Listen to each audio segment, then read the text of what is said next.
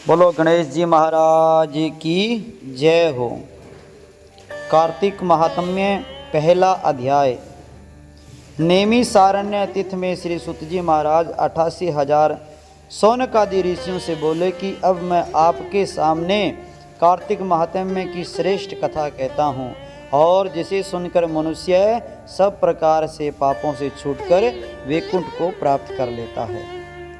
श्री सुत जी ने कहा कि श्री कृष्ण जी की आज्ञा से नारद जी के चले जाने पर सत्यभामा प्रसन्न होकर श्री कृष्ण से बोली कि हे नाथ, मेरा जीवन सफल हो गया। मेरे माता पिता भी धन्य हैं जो आपकी 16,000 रानियों में अत्यधिक प्यारी हुई हूँ।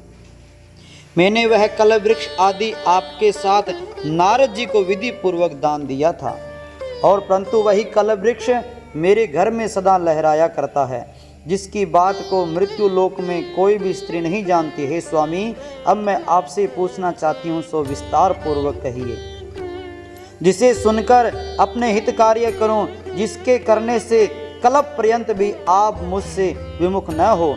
सुत जी कहने लगी कि सत्यभामा के ऐसे वचनों को सुनकर श्री कृष्ण जी हंसते हुए सत्यभामा की बाहें पकड़कर कल्प वृक्ष के नीचे गए और बोले, प्रिय, 16,000 स्त्रियों में से मुझे तुम प्राणों के समान प्यारे हो।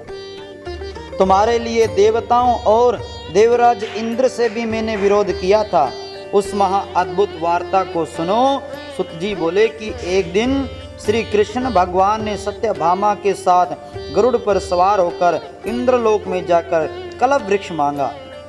तब इंद्र के न देने पर गरुड़ का इंद्र से घोर युद्ध हुआ। हे प्रिय, जब मैं तुम्हें हर चीज दे सकता हूँ, हर कार्य पूरा कर सकता हूँ, तो क्या तुम्हारे आश्चर्यजनक प्रश्न का उत्तर न दूंगा?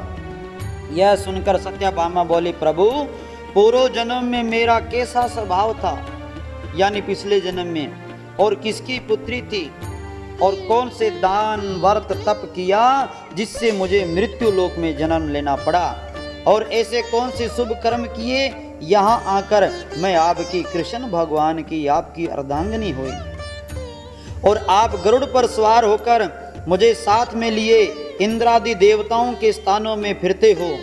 तब भगवान बोले, हे कांते, तुम पूर्व जन्म में किसकी पुत्री थी, कौन से पुण्य, कौन से व्रताधिक तथा शुभ कार्य तुमने किए, वह सब कहता हूँ।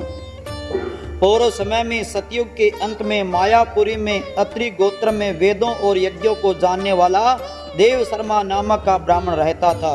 वह रोज अतिथियों की सेवा, हवन और सूर्य भगवान की पूजा करता था, और इसलिए सूर्य की तरह तेजस्वी उस ब्राह्मण के बुढ़ापे में एक गुणवंती नाम की कन्या हुई, जिसका विवाह उस पुत्रहीन ब्राह्मणों ने अपने चंद्र नाम के शिष्य के साथ कर दिया। वे दोनों पिता पुत्र की तरह रहने लगे। एक समय वे दोनों कुशा और समिधा के लिए वन में हिमालय की ओर तलहटे में पहुंचे, और उन्होंने एक राक्षस को अपनी तरफ आते देखा, जिसके भय से उनके शरीर स्थिर हो गए और उनमें भागने की शक्ति भी नहीं रही। तब राक्षस ने दोनों को मार डाला। उनके धर्मात्मा होने के कारण मेरे पार्षद उनको वैकुंठ में ले गए, क्योंकि उन्होंने आजीवन सूर्य की पूजा की थी। इसलिए मैं दोनों पर अति प्रसन्न हुआ। जब वे दोनों विमान पर चढ़े हुए सूर्य के समान तेजस्वी, रूपमान, चंदन और माला धारण किए हुए वैकुंठ में आए, तब मेरे पास दिव्य भोगों के लिए भोग भोगने लगे। बोलो नारायण भगवान की जय हो।